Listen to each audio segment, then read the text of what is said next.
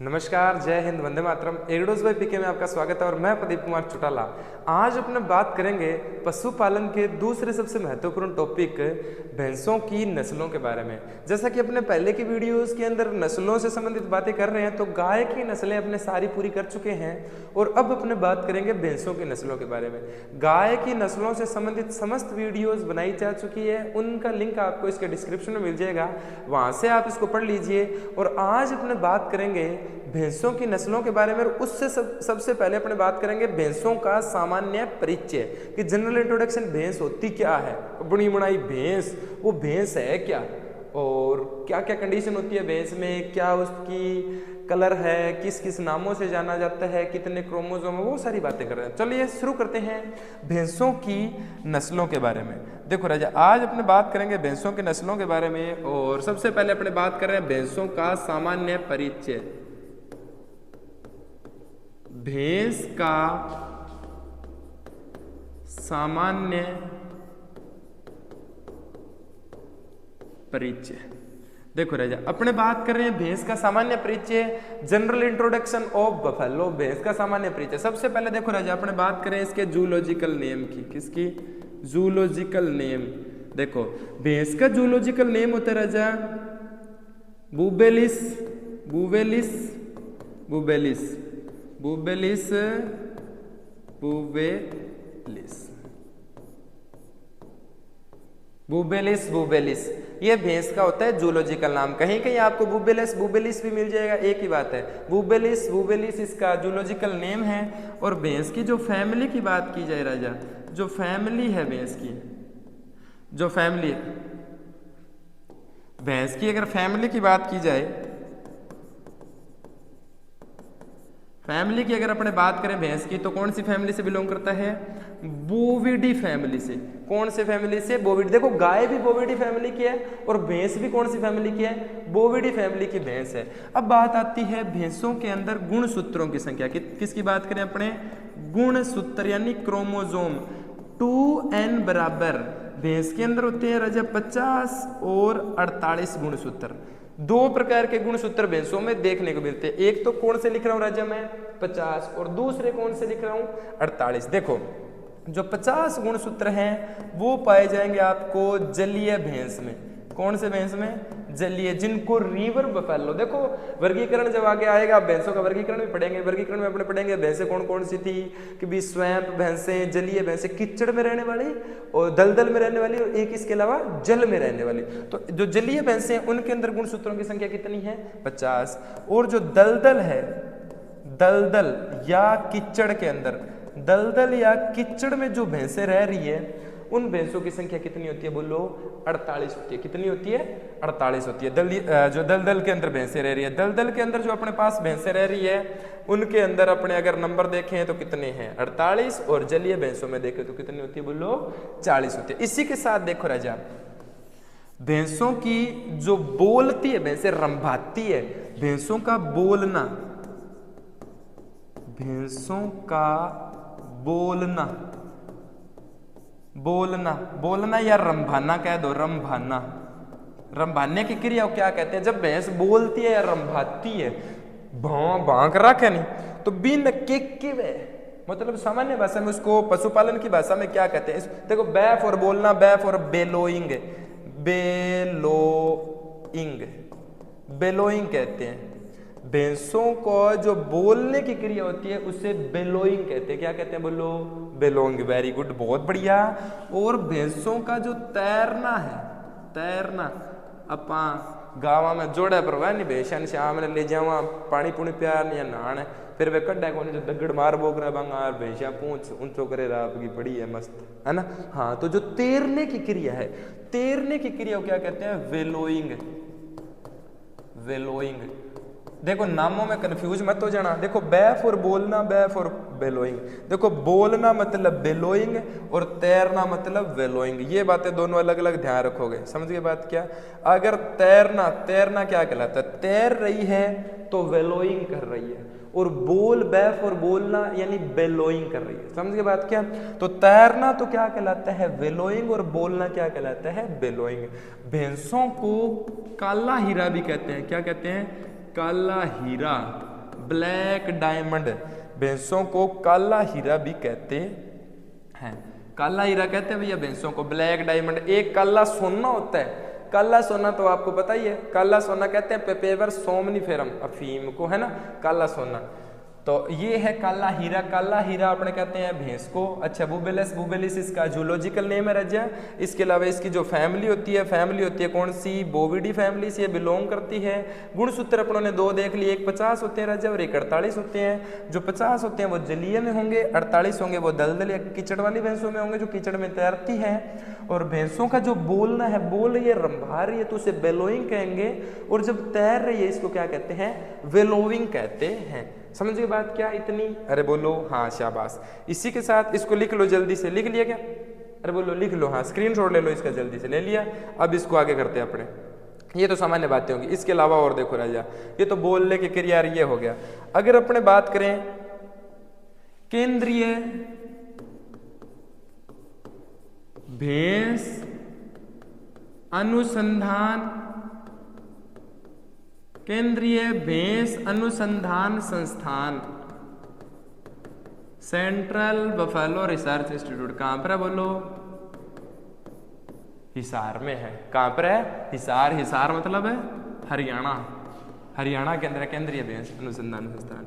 अच्छा, इसके अलावा अपने देखें राजस्थान में भैंस प्रजनन व नस्ल सुधार केंद्र, जो भैंस है या जो मवेशी है भैंसों के अंदर, उसका प्रजनन व नस्ल सुधार केंद्र कहां पर है? वल्लभनगर, वल्लभनगर उदयपुर में। कहां पर है?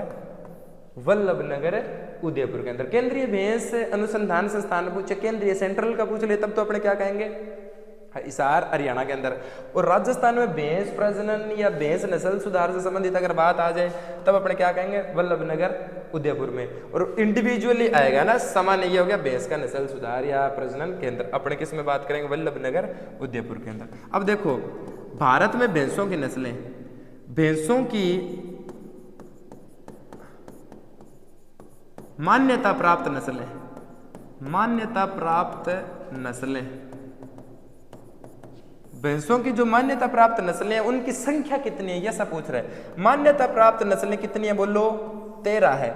ये जो मान्यता प्राप्त नस्लें 13 है, ये बात तो कहती है RBSC बोर्ड की बुक है ना, Rajasthan board of secondary education, अपनी जो 12th की बुक है, 12th की बुक के अंदर ये बात लिखी हुई है कि भाई जो भैंसों की नस्लें हैं वो कितनी है? 13। लेकिन अब वर्तमान के अंदर अगर अपने बात की जाए, वर्तमान में जो मान्यता प्राप्त है, वर्तमान में अपने मान्यता प्राप्त कितनी कहेंगे? 17। वर्तमान में मान्यता प्राप्त भैंसों की नस्लें कितनी है बोलो? 17 नस्लें हैं वर्तमान में। अगर मान्यता प्राप्त भैंसों की नस्लें बात करें तो 17, और अगर अपने सामान्य भैंसों की नस्लों की बात करें तो कितनी आती है बोलो? 13 है। RBSC बोर्ड के हिसाब से अपने 13 है। पेपर में थे कह दो जी 13 ही आज 17 आज, इं ऑप्शन को नहीं आवे, एक ही ऑप्शन दे सी पेपर बनावे नीचे का आदमी बहुत शाना बंदा हुआ है, ठीक है, शाना मतलब बहुत ही शाना, ठीक है। तो भैया दो ऑप्शन कौन देवे, कोई थे पागलाने की बात को नहीं हो। तो 13 मतलब अपने मान्यता प्राप्त नस्लें RBSC बोर्ड के हिसाब से अपने सामान्य, और अब वर्तमान में अपने हैं 17 भैंसों की नस्लें। अपने वर्गीकरण में इन सभी एक एक नस्ल के बारे में पढ़ेंगे। ये 17 नस्लें। एक बात और महत्वपूर्ण अगर बात की जाए विश्व की, अगर बात की जाए नोट विश्व की, विश्व में भैंसों की श्रेष्ठ नस्लें, विश्व में भैंसों की श्रेष्ठ नस्लें कहां पाई जाती है?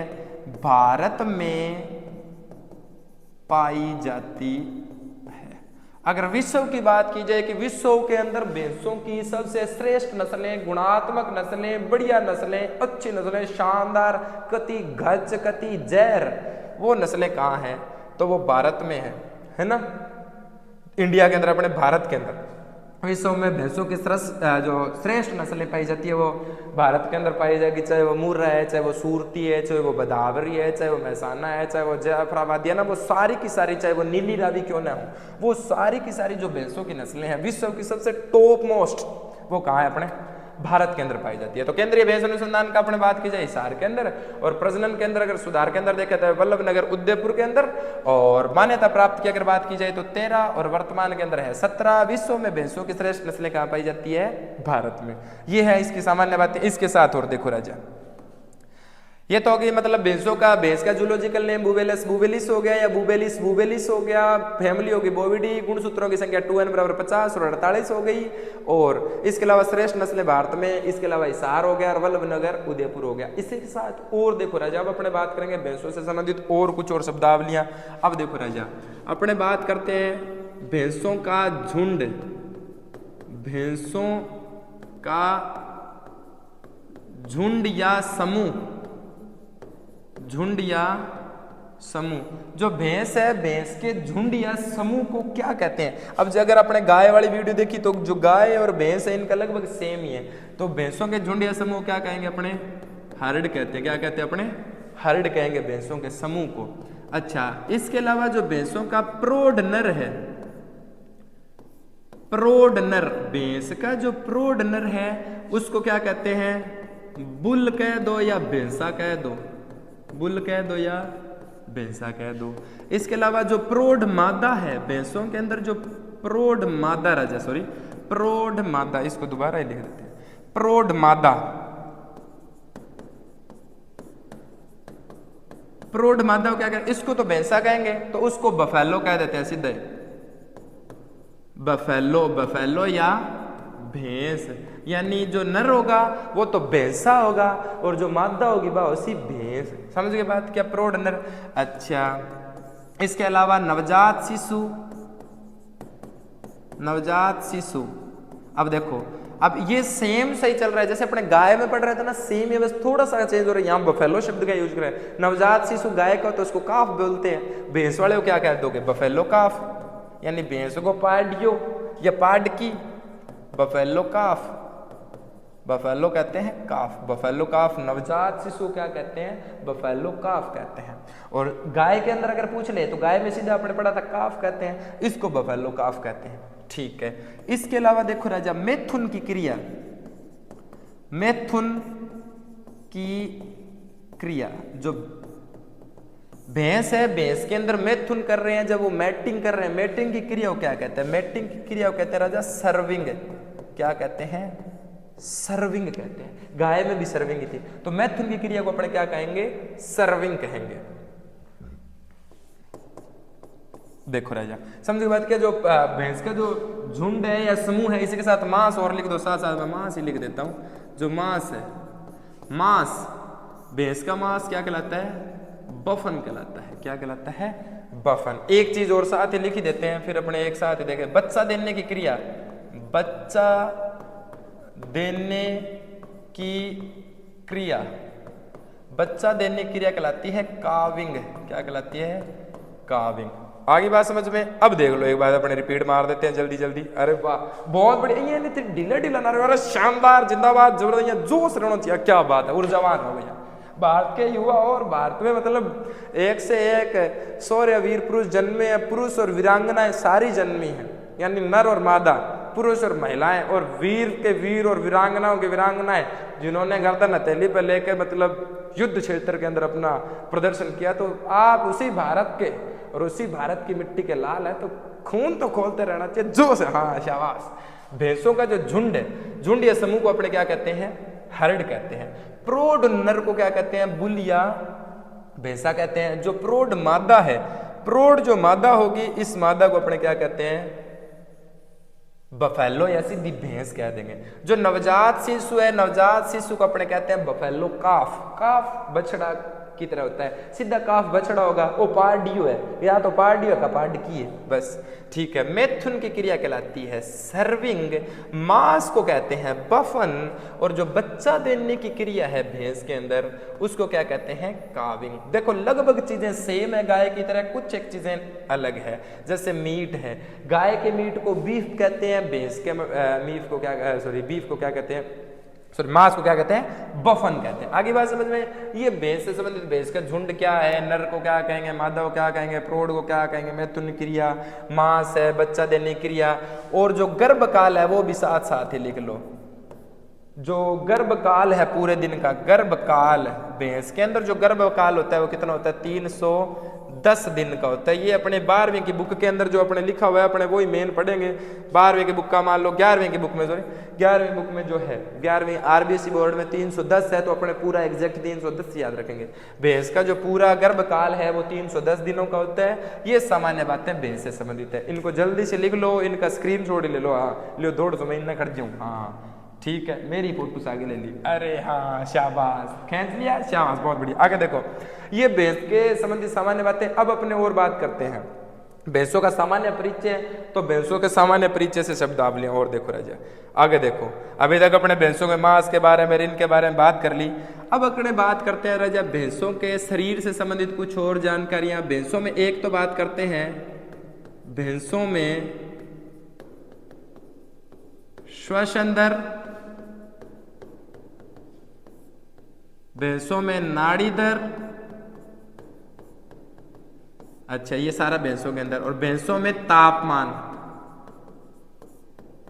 देखो समझ के बात क्या, भैंसा मतलब सांस की ताकले, 1 मिनट के अंदर की ताकले, नाड़ी कितनी बांगी झपझप करें। भैंसों में श्वसन दर देखो राजा, सांस है 16 से 18 श्वास, 16 से 18 श्वास प्रति मिनट। भैंस 1 मिनट में कितना सांस लेगा, 16 लेगा 18 ले। सांस को नापने के लिए अपने कहा था, या तो अपने जो हथेली है, इस हथेली को भैंस के मुंह का ले जाओ, तो भाई यहाँ नाकों के पास लेके जाओगे तो जो नाक श्वास ले रही है छोड़ रही है, तो आपको आइडिया हो जाएगा। दूसरा जो भैंस की फलांग या कोख होगी, कोख जो भैंस की, अपने उस भी पीछे वाली वीडियो में पढ़ा गया था, वो जो भैंस बैठी हुई जाठे या छेती सी बना नहीं बैठी, पिछली लातांगन सी, जो खाली सा भाग हुआ नहीं भी, खाली भाग को फलांग या कोख कहते हैं। जो कोख ऊपर उठ रही है, बैठ रही है, ऊपर उठ रही है, बैठ रही है, उसको देख सकते हैं। तो अपने उसको उठने बैठने की जो गति है उसकी, फलांग की, कोख की, वो देखेंगे तो 16 से 18। नाड़ी दर, भैंस की नाड़ी दर मापन किससे किया जाता है, मापन किया जाता है कोक्सीजियल धमनी से। किससे, कोक्सीजियल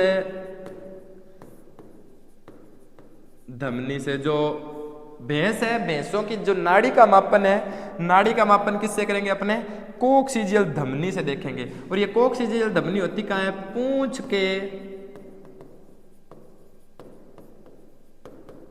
अधर भाग में, पूंछ के अधर भाग के अंदर। जट्टू पूंछ जुड़ेड़ी बनी जी, मान लियो आप पूंछ आटो यहाँ करके रे ठेड़ता ही पूंछ आ गई, आज जट्ठू जुड़ रही है, आठ है मतलब यहाँ पूंछ न पकड़ोगा। और इसकी मैंने वीडियो भी बना रखी है, उसका भी लिंक मैं आपको डिस्क्रिप्शन में दे दूँ। कोक्सीजियल धमनी होती कौन सी है, इसकी वीडियो मैंने डाली हुई है, वो गाय से संबंधित वीडियो। तो गाय और भैंस में सेम ही रहता है, अपने जब नाड़ी दर देखते हैं तो कोक्सीजियल धमनी, तो वो वीडियो भी आप चेक कर लीजिए, डिस्क्रिप्शन में लिंक है। तो जहाँ अधर भाग होता है ना पूंछ का, उसको कोक्सीजियल धमनी कहते हैं। तो नाड़ी दर कितनी होती है भैंस के अंदर, 40 से 45। नाड़ी कितनी बार, 40 से 45 नाड़ी दर प्रति मिनट। जो धड़कन है, धड़कने की दर है 40 से 45 धड़कन होगी प्रति मिनट, ठीक है। इसके अलावा भैंसों के अंदर, अब अपने बात कर रहे थे किसका, तापमान। भैंसों का जो शरीर का तापमान है, औसत तापमान राजा, औसत तापमान तो भैंसों के अंदर होता है 38.5 डिग्री सेल्सियस औसत तापमान। और अगर देखें क्रिटिकल तापमान की बात की जाए, तब तापमान होता है राजा 39.5 डिग्री, ये 5 है, 39.5, 38.5 और क्रिटिकल है 39.5 डिग्री सेल्सियस। कौन सा तापमान माना जाता है, क्रिटिकल तापमान माना जाता है। अरे बोलो हाँ। देखो श्वसन दर होगी, नाड़ी दर होगी, औसत तापमान हो गया। इसके अलावा मैं यही ऐड कर देता हूं यौवन आरंभ, यौवन आरंभ जो प्यूबर्टी पीरियड है, यौवन आरंभ यानी कितना महीना की वजह से यौवन आरंभ होता है। यौवन आरंभ होता है भैंस के अंदर 30 माह के अंदर। कितने माह में, 30 माह की जब कोई पार्ट की हो जाए कोई, है ना, तो वो यौवन आरंभ हो जाता है, उसका प्यूबर्टी पीरियड स्टार्ट हो जाता है। देखो भैंसों के अंदर जो श्वसन दर है, सांस लेने की दर, वो तो है 16 से 18। जो नाड़ी दर है राजा, वो कोक्सीजियल धमनी से अपनी नाड़ी को नापेंगे और पूंछ के अधर भाग से नापेंगे, ठीक है। और नाड़ी अपने कितनी होगी, 40 से 45। शरीर का तापमान 38.5 औसत रहेगा और 39.5 क्या रहेगा। हाँ शाबाश, बहुत बढ़िया। मैं हूँ इसे टाबर हुआ तो आप बह जा करते हैं पेपर पर मेल देंगे, गोडो खड़े गोडो मेल देंगे, शाबाश बहुत बढ़िया। 39.5 और यौवन आरंभ कब हो जाएगा। 30 महीना 30 माह की जब भी पार्ट की हो जाएगी तो वो यौवन आरंभ है, उसका प्यूबर्टी पीरियड है।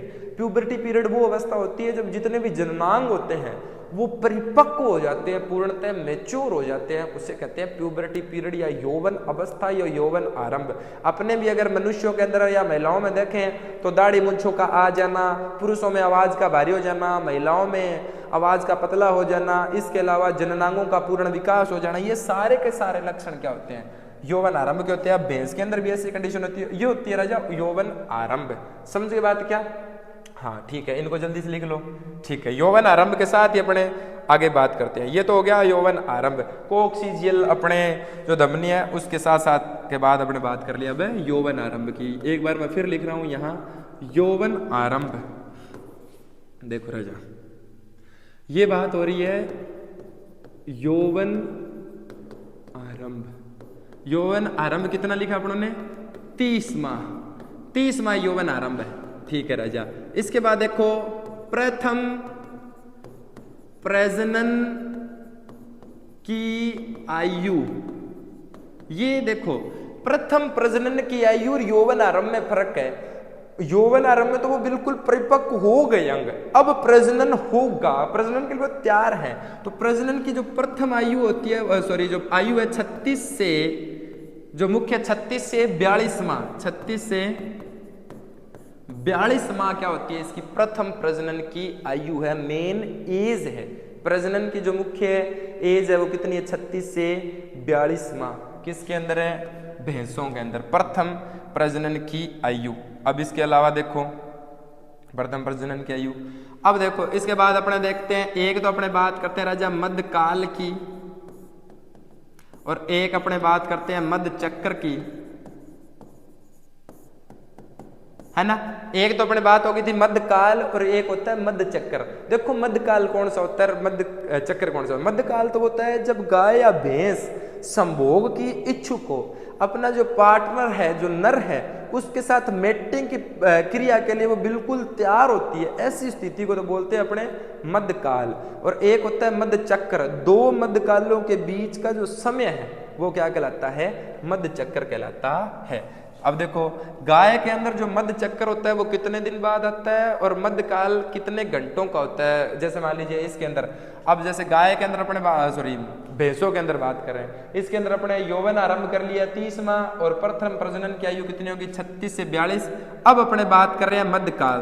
देखो हाँ, तो क्या हो गया, मध्यकाल अपने होगा 12 से जो 36 घंटे हैं, 12 से 36 घंटे, 12 से 36 घंटे तो होते हैं मध्यकाल। और मध्य चक्र कितने होगा, 21 दिनों का कह दो, 21 दिन नहीं लिख दो। मध्यकाल कितना है, 21 दिन। मध्यकाल कितना लिखेंगे अपने, 21 दिन।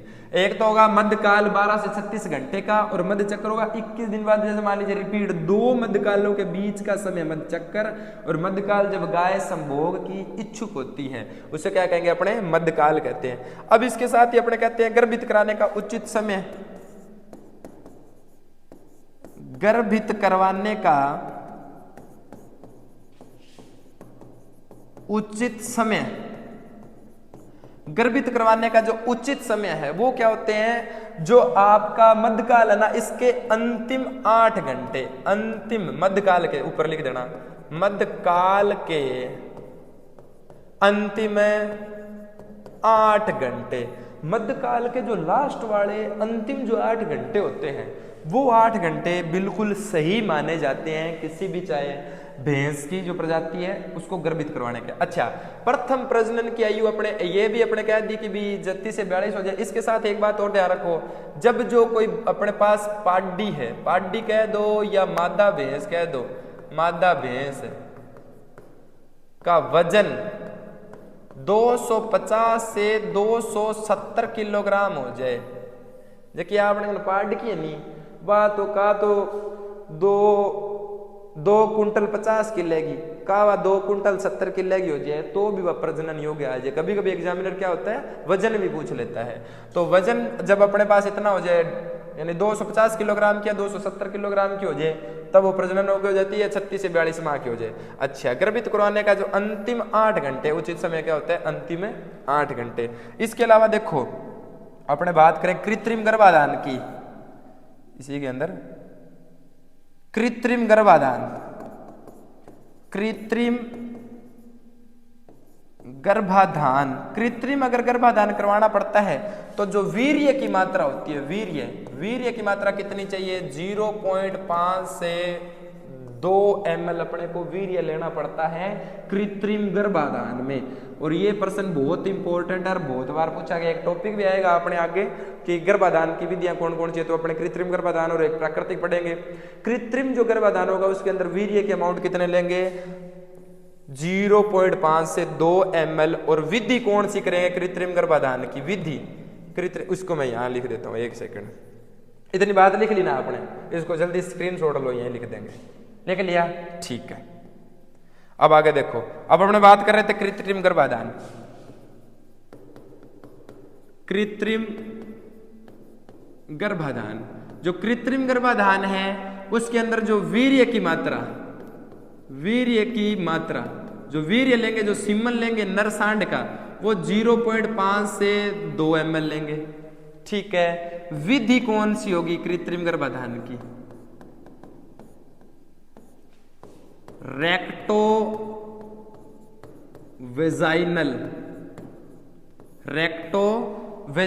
विधि। कौन सी विधि, रेक्टो वेजाइनल विधि। गाय और भैंसों के अंदर दोनों में सेम ही रहती है, जो गर्भाधान की विधि होती है वो कौन सी होती है, रेक्टो वेजाइनल, ठीक है। इसके अलावा गर्भाधान की जांच, गर्भाधान की जांच कब करवाई जाती है, जांच करवाएंगे 60 दिन बाद। जो गर्भाधान है, गर्भाधान की जो जांच करवाएंगे कितने दिन बाद कराएंगे, 60 दिन बाद। अरे बोलो हाँ, अर्थ बोल लिख रो थे, हाँ लर्नर थाने को ऑनलाइन अड़ो थाने, हाँ शाबाश। 60 दिन बाद अपने गर्भाधान की जांच कराएंगे। और गर्भाधान जांच करवाने की विधि कौन सी होती है, अरे बोलो, गर्भाधान जांच की विधि है रेक्टम पाल्पेशन। कौन सी विधि है, रेक्टम पाल्पेशन। कौन सी होती है, रेक्टम पाल्पेशन। गर्भाधान की जांच की तो है रेक्टम पाल्पेशन। और कृत्रिम जो वीर्य है, जो वीर्य की मात्रा लेंगे वो 0.5 से 2 ml लेंगे ना। और जो वीर्य को सेंचन करेंगे वो रेक्टो वेजाइनल विधि से करेंगे ना, रेक्टम मलाशय में हाथ डालकर और गर्भाशय ग्रीवा। अच्छा, जो स्पर्म है, जो वीर्य है, किस में छोड़ा जाता है, किस में छोड़ा जाता है कृत्रिम गर्भाधान में, तो गर्भाशय ग्रीवा में। अच्छा, इसको आप सीधा भाग लिख सकते हो, ग्रीवा भाग भी लिख सकते हो। क्या लिख सकते हो, ग्रीवा के अंदर अपने वीर्य को छोड़ेंगे। तो प्रश्न आता है बहुत बार कि भी जो आप कृत्रिम रूप से गर्भाधान कर रहे हो तो उस पिचकारी के माध्यम से जो स्पर्म जाएगा वो किस में जाएगा, तो जो गर्भाशय ग्रीवा है, इस ग्रीवा में स्पर्म डालेंगे, उसके बाद वो ओवा के साथ मिलेगा, युग्मज बनेगा और भ्रूण बनेगा। आगे बात समझ में क्या, हाँ शाबाश। वीर्य की मात्रा 0.5 से 2 ml लेंगे, रेक्टो वेजाइनल विधि है। गर्भधान की जांच कितने दिन बाद करनी है, गाय या भैंस है उसमें गर्भधान के 60 दिन बाद, 60 दिन मतलब 2 महीना बाद। और विधि कौन सी यूज करेंगे, रेक्टम पाल्पेशन विधि का प्रयोग किया जाता है। ये गर्भधान की अपने जांच करवाने के अंदर अपने विधि का प्रयोग करते हैं, रेक्टम है पाल्पेशन और रेक्टो वेजाइनल विधि। अच्छा, जो वीर्य की मात्रा होगी वो कितने ml होगी, 2.5 ml होगी, ठीक है। ये गर्भधान की जांच है, अपने गर्भधान की जांच। और गाय और भैंस पे मैं आपको बता दूं राज्य लगभग चीजें सेम सी आ रही है। अच्छा, अब इसी के साथ देखो गर्भावधि काल, गर्भावधि काल भैंस का कितना होता है, 310 दिन। कितना होता है, 310 दिन। और भैंस का दुग्ध काल, भैंस का औसत दुग्ध काल, एवरेज औसत दुग्ध काल 10 से 11 माह। 10 से 11 माह मतलब 330 से 10 महीना गुणा कर तो 300 से 330 दिन, 300 से 330 30 दिन, ये एवरेज है अपने इसका दुग्ध काल। अपने आगे पढ़ेंगे कि सबसे ज्यादा लंबा दुग्ध काल, सबसे कम दुग्ध काल में भी दूध ज्यादा दिया है। जैसे कुछ एक भैंसें होंगी जो जैसे मान लीजिए 280 दिनों का दुग्ध काल होगा, लेकिन दुग्ध की अमाउंट क्या होगी ज्यादा हो जाएगी। जैसे अपने आगे पढ़ेंगे जाफराबादी है, गोदावरी है, सूरती है, इन सभी के दुग्ध कालों के बारे में बात करेंगे। दुग्ध की अमाउंट पढ़ेंगे, फैट पढ़ेंगे, शारीरिक संरचना पढ़ेंगे। जैसे मान लीजिए जलेबी के आकार, सींग किसमें होते हैं, जलेबी के सींग मुर्रा भैंस में होते हैं। वो सारी बातें अपने करेंगे। तो जो औसत दूध काल होगा वो कितना होगा, 10 से 11 माह। इसी के साथ भैंसों के अंदर ये बात लिख ली ना, ठीक है, ये सामान्य बातें हाँ लिख लो, जल्दी से इसका स्क्रीनशॉट ले लो। और वीर्य छोड़ने का मतलब जो कृत्रिम गर्भाधान के अंदर अपने करवाएंगे ना, कृत्रिम गर्भाधान, तो उसके अंदर जो रेक्टोवेजाइनल है, इससे जो वीर्य छोड़ा जाएगा वो किसमें छोड़ा जाएगा, गर्भाशय ग्रीवा के अंदर छोड़ा जाता है। अरे वाह, वेरी गुड, बहुत बढ़िया। ये कृत्रिम गर्भाधान करवाएंगे अपने, इसके अंदर ये सारी बातें आएंगी। तो देखो नॉर्मली जो अपने बातें थी इसके अंदर अपने जनरल भैंस के अंदर कुछ एक सारी चीजें नॉर्मल सारी पढ़ ली अपने। भैंस का जोलॉजिकल नेम, उससे संबंधित क्या क्या बातें हैं। भैंस का सामान्य परिचय पढ़ा, जिसे काला हीरा कहते हैं, बुबेलिस बोविडी, गुणसूत्र 50 और 48। 50 जो पाए जाते हैं वो जलीय भैंस के अंदर पाए जाते हैं, और 48 पाए जाएंगे वो दलदली भैंस के अंदर पाए जाएंगे। बोलने की क्रिया को अपने बैफ और बोलना बेलोइंग, और तैरने की क्रिया को क्या कहते हैं, अपने वेलोइंग कहते हैं। अच्छा, इसके अलावा केंद्रीय भैंस अनुसंधान संस्थान हिसार में पढ़ा अपने। राजस्थान में प्रजनन नस्ल सुधार वल्लभ नगर उदयपुर भैंसों की मान्यता प्राप्त। अगर आरबीएससी की बोर्ड में जो लिखा हुआ है वैसे हालांकि सही यही माना, और सही दोनों ही है सही, क्योंकि ये अपने जो राष्ट्रीय आनुवांशिक अनुसंधान ब्यूरो है ना, उसके अनुसार से है। तो अपने मान्यता प्राप्त नस्लें 13 होगी और 17 होगी, दोनों ही सही है, कोई दिक्कत नहीं है। ये वर्तमान का करंट है। इसके साथ विश्व के अंदर भैंसों की श्रेष्ठ नस्लें कहाँ पाई जाती है, केवल भारत के अंदर सबसे ज्यादा बढ़िया और श्रेष्ठ नस्लें पाई जाती है, वो कहाँ पाई जाती है, भारत के अंदर पाई जाती है। इसी के साथ अपने भैंसों के अंदर कुछ एक और सामान्य बातें पढ़ी। देखो हाँ, ये चीजें आ गई थी। हाँ, भैंसों का जो झुंड था, झुंड को अपने कहा हर्ड कहते हैं। प्रौढ़ नर को बुल, प्रौढ़ मादा जो है उसको बफेलो यानी भैंस कहेंगे। नर है जो भैंसा है। इसके अलावा मांस है वो बफन है। बच्चा देने की क्रिया काविंग है। मैटिंग जनन कर रहे हैं वो सर्विंग है ना। जो गर्भावधि काल है टोटल 310 दिन का है। ये सारी बातें इसके अंदर अपनों ने पढ़ ली। बच्चा देने की क्रिया कार्विंग, ये सारे मांस मैथुन की क्रिया। अच्छा, इसी के साथ और देखो राजा, इसी के साथ अपने यौवन आरंभ पढ़ लिया था 30 माह की। जब 30 माह की हो जाती है उसका प्यूबर्टी पीरियड आ जाता है। 36 से जो 42 माह है ये इसका प्रजनन करवाने का मतलब प्रथम बार प्रजनन किया। आयु है और पाडी का वजन 250 से 270 किलो हो जाए तो भी वो बढ़िया मान, कोई दिक्कत को नहीं।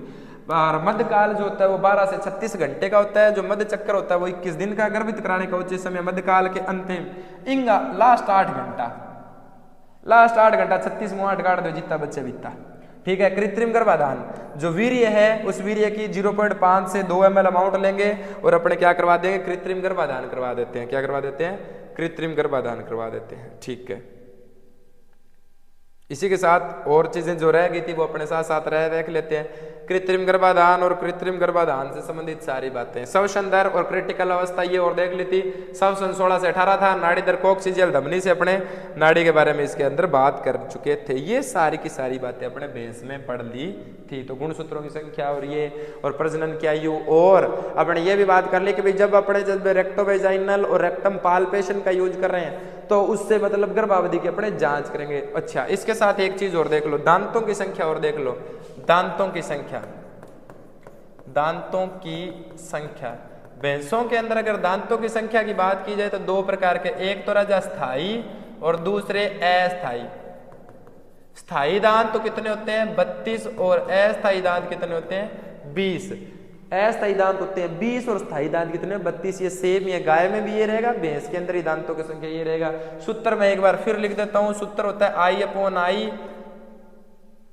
C/C, PM/PM और M/M। Incisor, canine, pre molar and molar into अपने 2 कर देते हैं तो डबल आ जाती है सारी की चीजें। जैसे देख लो for example 0/4/0/0 plus 3/3 plus 3/3 into अगर 2 करके देखें तो 4 दूनी 8 प्लस 3 और 3 6 दूनी 12, 3 और 3 6 दूनी 12, 12 और 12 24 और 8 है 32। तो कितना लिख दिया अपन 32। तो 32 दांत होते हैं, यानी कील दांत भैंसों के अंदर कील दांत नहीं होते। जुगाली करने वाले पशुओं में कील दांत नहीं होते, वो मांसाहारी पशुओं में होते हैं, कार्निवरस है। जैसे कुत्तो है, बिल्ली है, तीखा तीखा दांत बनी बे अस्थायी को नहीं होते। तो ये है भैंस का सामान्य से सामान्य परिचय। भैंस से संबंधित बिल्कुल सामान्य जानकारी किससे के अंदर बात कर ली अपन ने, भैंसों के सामान्य परिचय के बारे में। अरे बोलो हाँ, इन सभी के आप बढ़िया नोट्स बनाओ, इनके बारे में आप बढ़िया पढ़ो, बढ़िया लिखो, है ना। ये सभी भर्ती परीक्षाओं में जितनी भी भर्ती परीक्षाएं हैं, चाहे मैं नॉर्मल से नॉर्मल अपने 12th क्लास ले लो, 12th से लेकर जेट, ICR, पशु परिचर जो अभी वर्तमान में 2023 में चल रही है वो, चाहे इसके अलावा LSA, इसके अलावा कोई भी पशुपालन से संबंधित एग्जाम है उसके अंदर नस्लें आती है, तो इससे संबंधित ये महत्वपूर्ण बातें हैं। इन सभी के नोट्स बनाइए। आप सभी को एग्रीडोज बाय पीके की तरफ से ढेर सारी शुभकामनाएं। आप खुश रहें, मस्त रहें, स्वस्थ रहें। आज के लिए इतना बहुत है। जय हिंद, वंदे मातरम।